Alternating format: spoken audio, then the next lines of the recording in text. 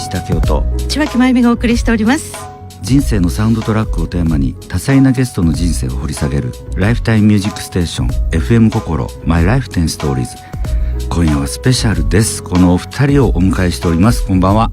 こんばんは、三浦陸です。こんばんは、木原隆一です。こんばんは、よろしくお願いいたします。ようこそスタジオへ。嬉しいでございます。初ラジオ。おー、テレビたくさんね、もちろんオリンピック中もですけど出られてますが、どうですか？ラジオのが気が楽ですよね。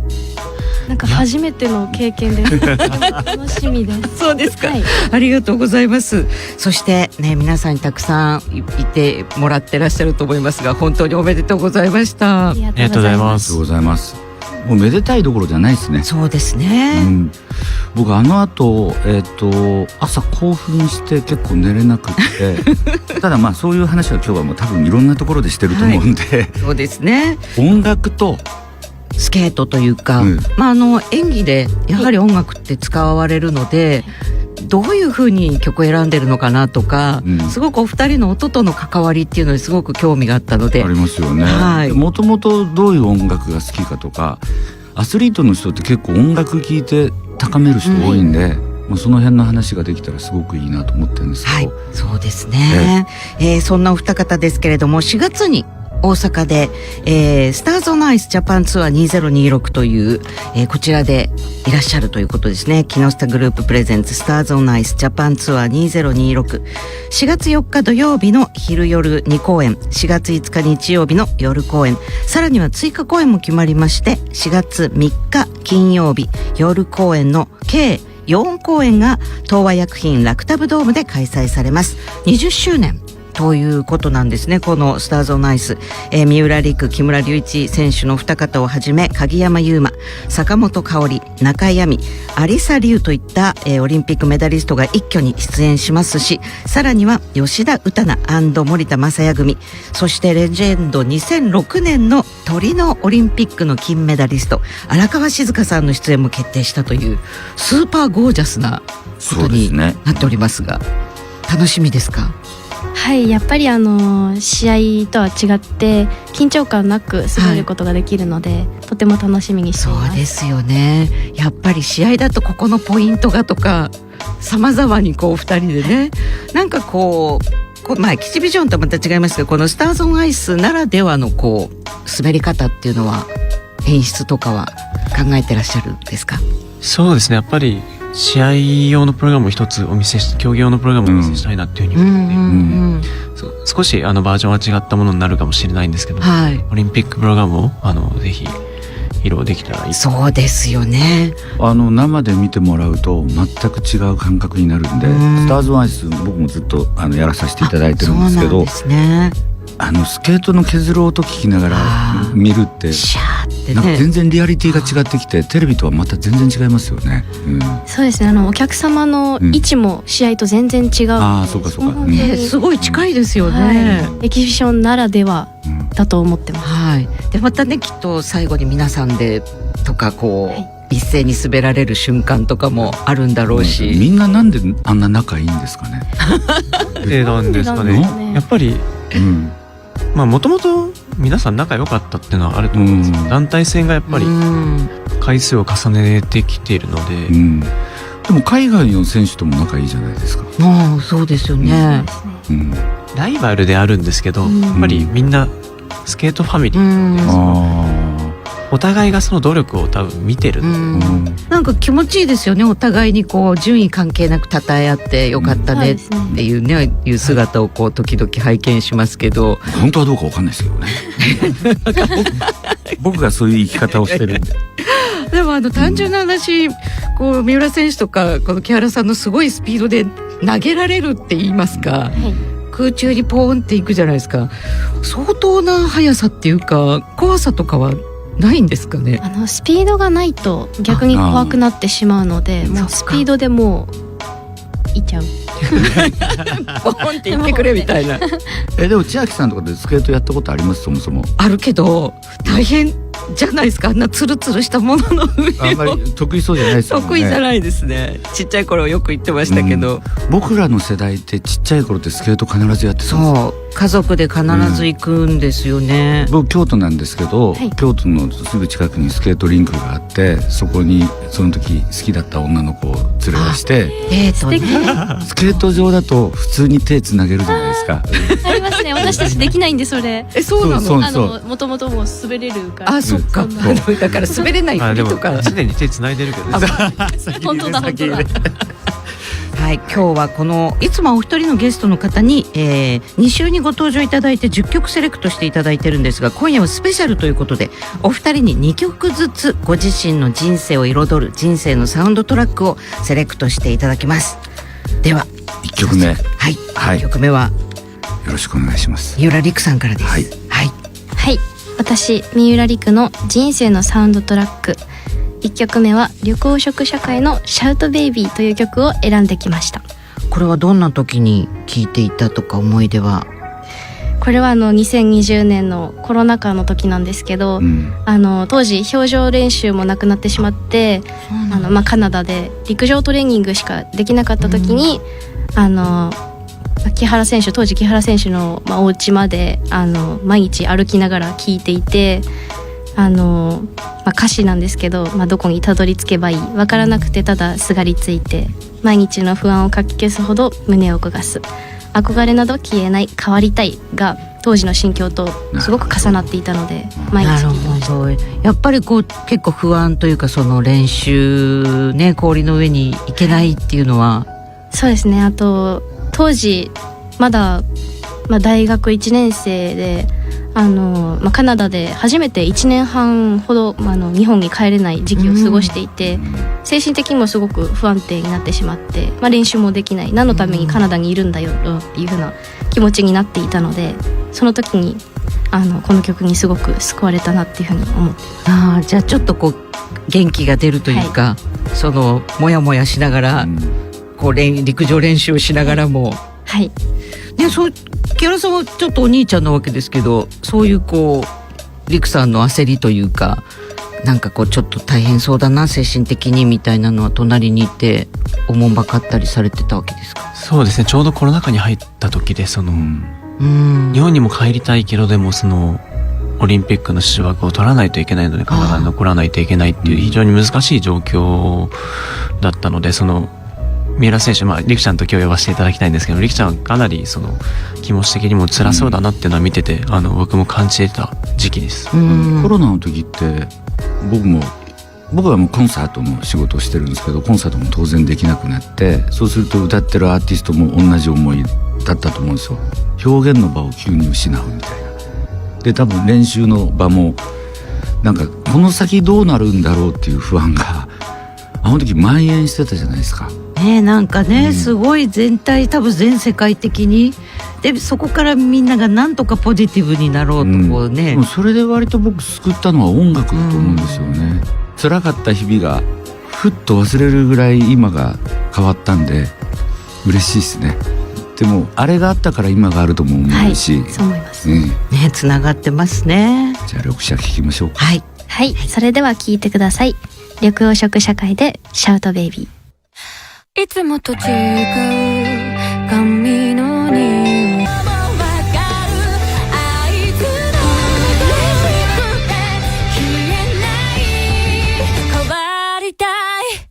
お届けしたのは三浦選手の人生のサウンドトラックから緑黄色社会シャウトベイビーでした。数年経ってますけど、今でもこの曲を聴くとちょっと思い出すですか？もう試合前は必ず聴いてます。そうなんですか。モチベーションを上げる曲でもある。あともうやっぱりコロナ禍がすごく辛かったので、それをもう忘れないように、それがあったからこそ、今につながってるんだなっていうふうに思っているので、忘れないようにって言えるところがいいな。いいですね。忘れたい人もいっぱいいるんである強いね。さあ、ライフタイムミュージックステーション FM 心マイライフ10ストーリーズ、お知らせの後もまだまだ伺ってまいります。 My Life 10 Stories。今夜はミラノコルティナ冬季オリンピックの金メダリスト陸竜ペアこと三浦璃来選手と木原龍一選手にお越しいただいております。引き続きよろしくお願いいたします。お願いします。先ほどは三浦選手のね、はい、緑茶の曲を聞いたんですけど、シャウトベイビーセレクトしていただきました、さてどうですか次は。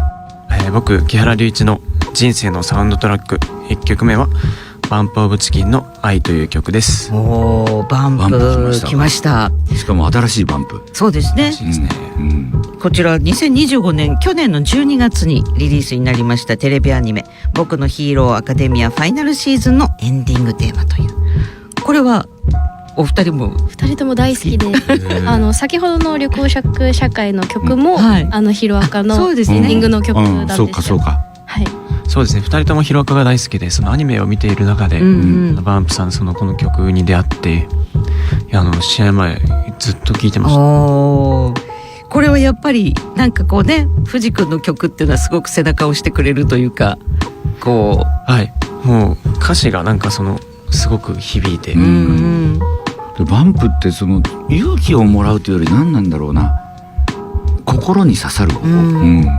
そうですね。本当に今回このやっと見つけたここまで来たっていうのは、この自分たちがこの7年一緒に積み上げてきた、でやっと見つけたっていうのはもう触れるよっていうのは、この自分たちの中でこの金メダルが近く手の届くものにあるっていう、その自分たちに置き換えて、そうですよね。試合前本当にずっと聞いて、毎日1日1回滑る前必ず聞いて、わー、嬉しい話ですよね。ですってよ。でも僕やっぱ他の方とか、例えば全然違う陸上選手とかも突然意外なバラードを試合前に聴くっていう人がいたりとかで、それなんでって言ったら、その方が心落ち着くからって。あと上げる曲じゃなくってバラードっぽいのがいいっていう人もいれば、そうですよね。みんなそれぞれなんですよね。テンションとしてはどっちかっていうと、試合前は上げていきたいタイプです。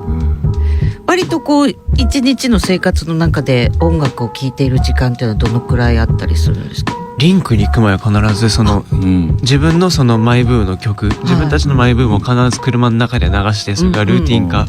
そうなんですね。ちなみに今マイブームはこの曲以外だとどういう感じなんですか？マイブームはやっぱりミセスさんのこととかやっぱり練習行く前にずっと聴いてましたね。そうなんですね。今は、練習の拠点はカナダっていうことですけど、やっぱり日本の曲とか恋しくなったりとかってあります？常にでも日本の曲を聴いてます。そうなんだね。でもやっぱ詩の世界観をね、さっきから言ってるから、詩にやっぱ触れることが大事なのかな。はい、ありますね。やっぱり元気づけられます。じゃあ聞いてみますか、バンプ。聞きましょう。じゃあ木原さん、曲紹介お願いいたします。はい、それでは聞いてください。バンプオブチキンで愛。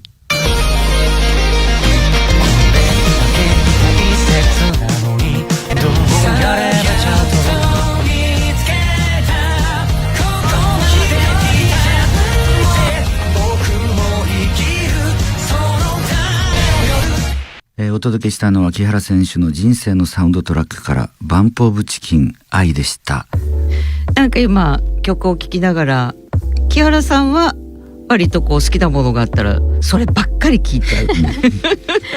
いつもやっぱり気に入ったらずっと同じ曲を流してしまうので、その練習に行く前にその音楽を流すんですけど、同じっていうのはその曲ばっかり流すってことなんですか？そうです。その曲がちょっとうざいですよね。リピートです。なんか他の曲と合わせてローテーションだったら全然いいんですけど、でもハンドル側に音楽操作がついてる。リキちゃんが変えても僕が戻せるようになってるので、主導権がそこである。主導権が僕にあります。なるほど。でリクさんはどういう聴き方のスタイルなんですか？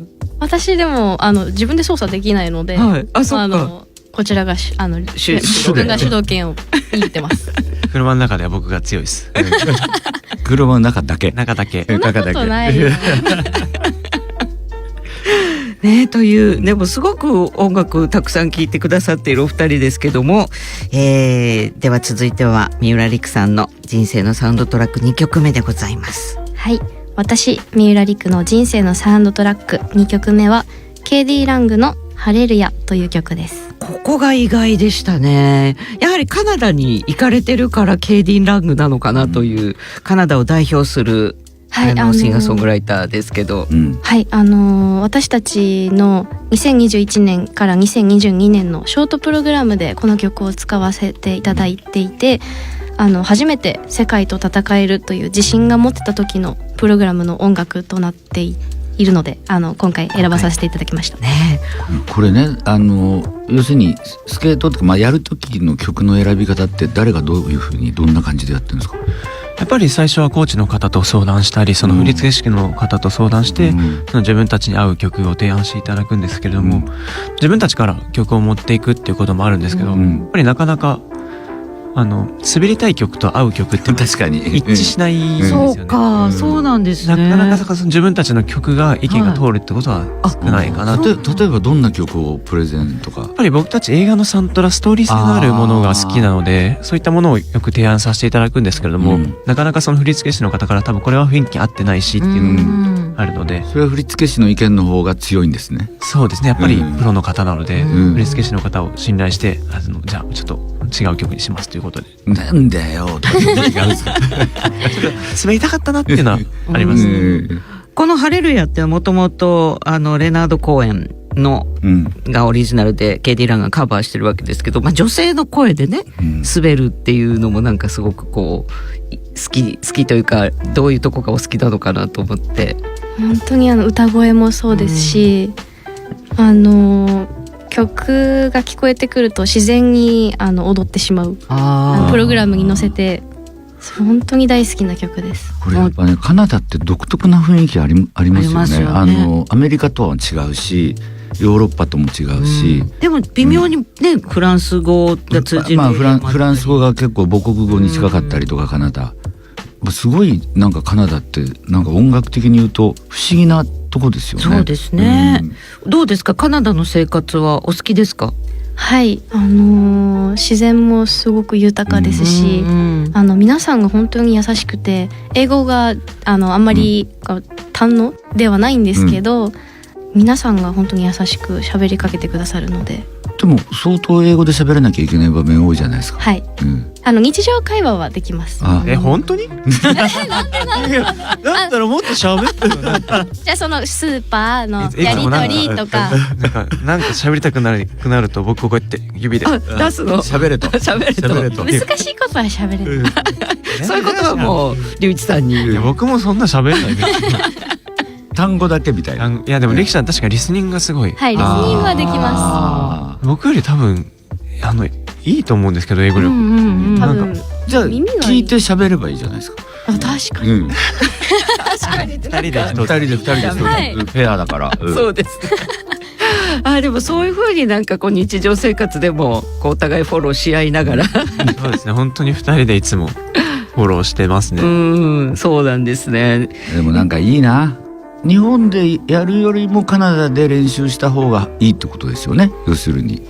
私たちのやっているペア競技っていうのは、今日本に指導者の方もいらっしゃらないので。ですよね。カナダになります。そうか、やっぱそこの部分が大きいわけですね。そうですね、やっぱり危険が伴うので、なかなかそのシングルの方と一緒に練習するっていうことも難しいので。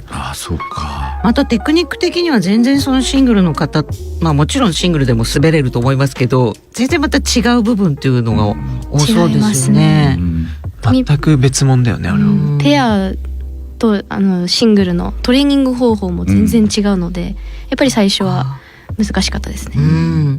もともとお二人それぞれシングルで滑られて、で途中から転換されるわけですけど、やっぱりその辺が一番大変だったですか？人と滑る。私は小学校本当に低学年の頃からペアにすごく興味を持っていて、木原選手の前のパートナーと滑らせていただくことになった時に、もうすぐにペアやりたいって言って転校しました。そうなんですね。で実際やってみて、すごく楽しかった。そうなんだ。やっぱ楽しいっていうのが一番、なんかね、伸びる。日本ではその頃まだペアがね、ほとんど認識もそんなにされてない時代で、ペアとアイスダンスっていうのがあって、あんまり分かってないでしょ。いやなんとなく分かった。そのルール的にね、距離感とか、ね、ダンスはなるだけくっついてるイメージが。ダンスはジャンプがないです、あんまり離れてもいけないっていう、はい、そうです、ね、感じだったり、それがやっと今団体競技っていうのができたっていうのもちょっと大きくて、やっぱみんなでこう協力し合うってまさに最初の話に戻るけど、だからペアやり始めた頃ペアやる人ってすごいなって思って、いなかったですよね。13年前からそのペアに転向させていただいたんですけども、やっぱり先輩の方もいらっしゃらなかったので、なかなかそういった面では大変なことも学ぶことができないとか、そうですね、逆に言うと日本にいるとちょっとしたそのアドバイスを求めることってのができなかったので、それ大変ですよね。指導者がいない中でねやっていくって大変じゃないですか。そうですね。でもなんかこうすごい先のことですけど、今現役でいらっしゃいますけど、お二人を見てペアやりたいなっていう子供たちとかがきっと出てくると思うんですよね、そしたらやっぱりこのお二人がこれからね30代とかになっていった時に、もし指導者という新たなスタートを切ってくださるならば、すごくね、はい、やっぱりいいかなと。それが自分たちの夢でもあるかな。日本を本当にペア大国にする、そのシングルよりもペアが強いんだよっていうことを、それが2人の最終目標でもあるので。そうなんですね。もちろんもうしばらくね現役のお姿を見ていたいですが、ありがとうございます。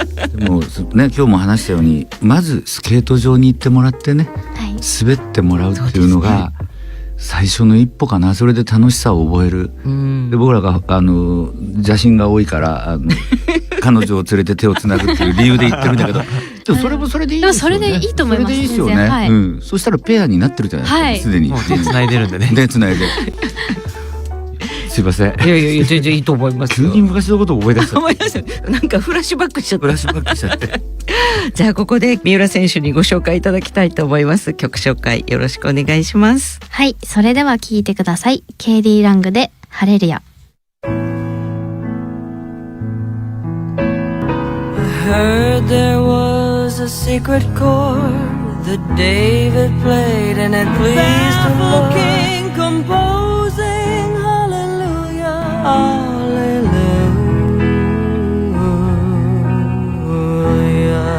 hallelujah. お届けしたのは三浦選手の人生のサウンドトラックから KD ラングハレルヤでした。いい曲ですね。はい。なんかね、聞くとやっぱりちょっと滑りたくなっちゃうみたいな。なりますね。やっぱりいろいろ思い出すよねこれ。スケート人生の転換、ターニングポイント。ターニングポイントの曲なので、私たちいけるなって思うのはどんな瞬間だったんですか、このプログラムでってさっきおっしゃってた。当時結成して、コロナ禍があって2年目で初めての世界選手権出させていただいたんですけど、その時にたくさんのコーチの方にあなたたちはトップ10に入るよっていうふうに言われていて、それは本当に信じられなかったんですけど、実際10位に入って、それが本当にこの曲の時だったので、たくさんの方に支えられて、曲にも支えられて。でもこうやってほら毎年曲を変えていくわけじゃないですか。その曲に対するそのオマージュとか思い出みたいなんて、やっぱそれぞれの曲にそれぞれのなんかものが紐づいてるってことでしょ。全ての曲にその一つ一つの思い出が詰まってますね。ということでお知らせの後は木原選手の人生のサウンドトラック2曲目を伺います。 My Life 10 Stories。今夜は陸流ペアこと三浦璃来選手と木原龍一選手をお迎えして、お二方の人生のサウンドトラックについてお伺いしております。続いては木原選手の2曲目のセレクトを伺いたいと思います。どんな曲でしょうか。はい、僕木原龍一の人生のサウンドトラック2曲目はアンドレア・ボチェリのついに自由にという曲ですね。これはもう今回皆さんもご存知の曲ということになりますけれども、はい、やっぱり選んでいただいたのは。そうですね、この曲っていうのは初めて自分たちでその振付師の方に滑りたいっていう強い意志を示して、一番最初は違う曲で振り付けが進んでいたんですけれども、やっぱり自分たちはこの曲で滑りたい、これが夢だったので、やっぱりこのオリンピックでこの曲を滑るっていうのを諦めきれなかったので、振付師の方コーチの方にもう一度お願いして振り付けをもう一度作り直していただいて、それでどのくらいの期間でオリンピックに至るわけですか？その曲変えて作り、振り付けは5月だったんですけど、その振り付けを進めていく中で、やっぱりその一番最初にいただいた曲っていうのが自分たちの中でちょっと違うかなっていう思いがあって、その中でやっぱりこのついに自由にっていうのはやっぱり絶対滑りたいっていうことで、結構ここせめぎ合いがあるわけですね。そうですよね。だからね、下手したらオリジナルの人もいるわけじゃないですか。そうですね、いずれはオリジナルとかも滑ってみたい。いや、このバージョンがすごいアンドレア・ボチェリさんの曲で滑りたいっていう風に、そこはこうミラノだからとかそういうのはあったわけですか？っていうのも少しありました。やっぱり会場の観客の皆様にそのイタリア語だとやっぱり盛り上がっていただけるかなっていう思いもあったので、競技なんだけどお客さんがこう拍手したり盛り上がるってすごく面白いなっていうのを前から思っていて、ああいうのはこうやっぱり滑っててこう嬉しいですよね。はい、本当に会場の熱がそのまま伝わるので、滑っていてもすごく心から楽しく滑ることができました。イタリアの観客っていうのはやっぱ盛り上がる人種の人ですよね。全ての国の選手に対して温かく応援してくださって、そうですよね。それがその滑ってて僕たちも感じましたし、やっぱりその緊張してる中で応援していただけたので、それがすごいパワーに変わったっていうのを覚えてます。緊張ってどのくらいするんですかっていう言い方変ですけど難しいですね。いやなんていうの、数字で表せないから。いや例えばショートだと割と気が楽とか。ショートの方が緊張しますね。そうなんですか。はい、失敗してしまったら終わりっていう風な、イメージがあったので、だからこそ今回のショートプログラムで大きなミスをして、もう表彰台も無理だなっていう風に思っていたので、そうじゃないとこがすごいよね。いやもう本当に皆さんから言われていらっしゃると思いますけど、でもシーズンの本当に最初とか、本当に結成した当初っていうのはすごく緊張していたんですけど、やっぱりもう積み重ねて失敗も経験ということで、その裏打ちになって、オリンピックのフリープログラムでは緊張はしなかったです。そうなんですか。割とじゃ楽しい感。でも途中がちょっと笑顔になってますもんね。後半木原さんとか前日にリフトの失敗があったので、その3つ目のリフトが終わるまでっていうのは気が抜けなかったんですけども、映像を見返してみるとその3つ目から表情がすごい緩んできてたやっぱあったんですよね。やった感。そうですね。俺やったぞ感がすごい。全ての得点を獲得したっていうふうに確信したので、よしって思いました。って思ったよね。ありました。やっぱそこは2人でその時よし、私たちよしだよねみたいなことは滑りながらこう伝わり合うわけでしょ。でもやっぱりその最後のエレメンツまで気が抜けなかったので、終わった瞬間はもうやってきた全てのことがもう報われた瞬間で、本当に良かったねってでもあれですよね。日本中の人がテレビの前でってやってたっていう、大号泣だね。この曲聴いただけで泣いちゃうっていう人いらっしゃると思います。やっぱこう音楽とそのシーンってどっかでリンクしてるじゃないですか。だから音楽ってすごいなと思うのは、昔のことを思い出す。さっきのハレルヤもそうだけど、ハレルヤ聞いたらあの頃のコロナの時のって思い出したりとか、やっぱすごく僕音楽とも相性がいいと思うんですよ。そうですね。でも音楽がないと滑れないんですもんね。そうですね。滑れないです。音楽必要ですね。じゃあ木原さん、この曲をご紹介ください。はい、それでは聴いてください。アンドレア・ボチェリでついに自由に。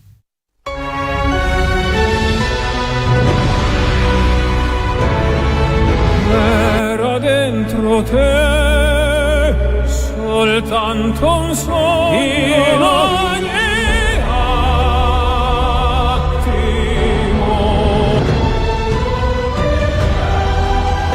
soltanto a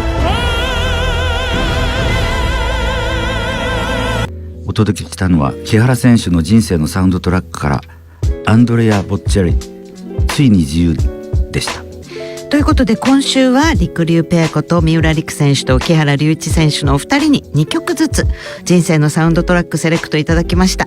三浦選手のサウンドトラックからは緑黄色社会のシャウトベイビー、KD ラングハレルヤ、そして木原選手のセレクトはバンプオブチキンの愛、アンデレア・ボチェリついに自由にということでしたけども、今さっきこのついに自由には去年一回これで滑りたいなと、はい出しました。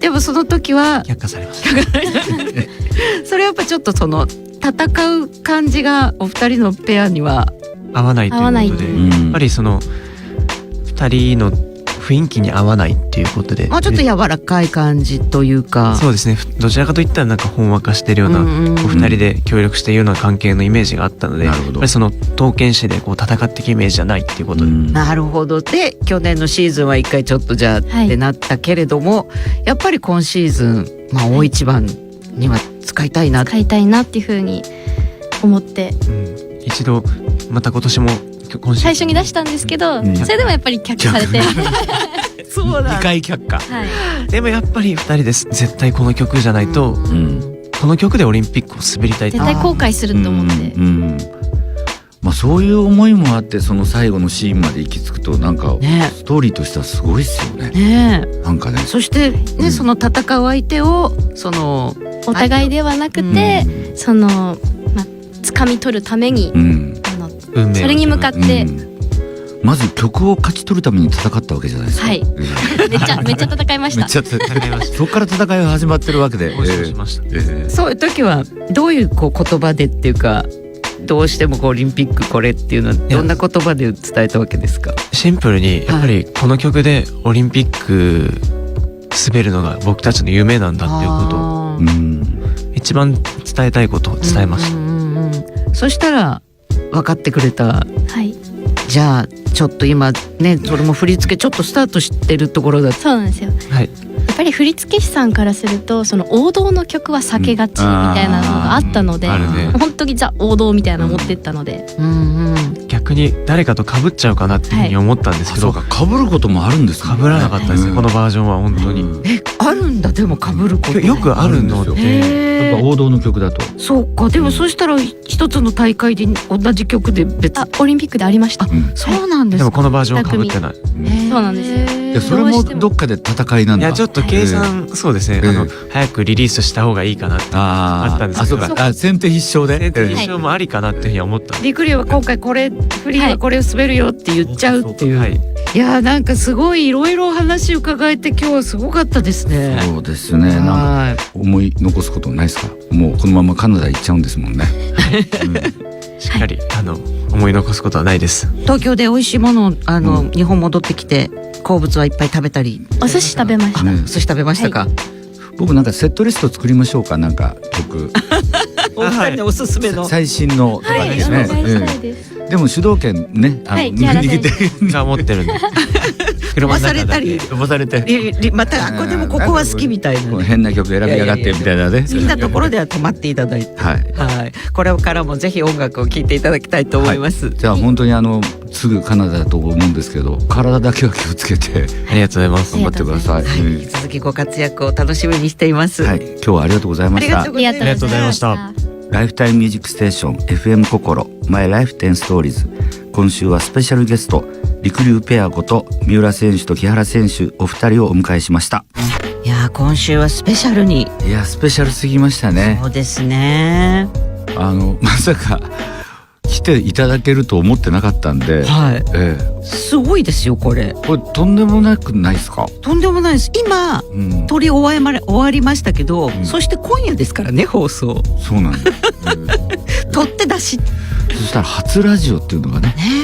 でまたね関西宝塚なんでお父さんがね FM 心聞いてるってさっきね言ってて嬉しいですね。そして音楽これだけ愛していただいて、なんかすごく幸せな1時間でした。音楽業界の人間としてもあれですね、みんなにやっぱいい音楽を作り続けて、もちろんねアスリートいろんなアスリートを応援するっていうのはこういうことですよ。広げてほしいです。広げてほしいです。はい、ということでそろそろお別れの時間です。